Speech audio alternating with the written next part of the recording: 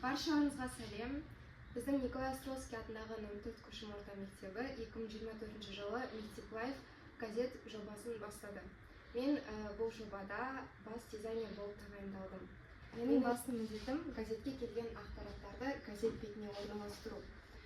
Дизайн жасау барысында мен ең алдымен мектебіміздің логотипін және газетіміздің логотипін орналастыруды ойландым. Сонымен қатар газетіміздің ең басында Мектеп Лайф деген газетіміздің атауы орналасқан. Газетіміздің бірінші бетінде мен газет нешінші басылым екенін және қай күні шыққанын орналастыруды жөн көрдім. Және де біздің Мектеп Лайф газетіміз 8 беттен тұрады. Ал басты бетінде қандай ең маңызды мақалалар қай бетте жазылғаны көрсетілген. Мектеп Лайф журналымыз негізде 4 бөлімнен тұрады.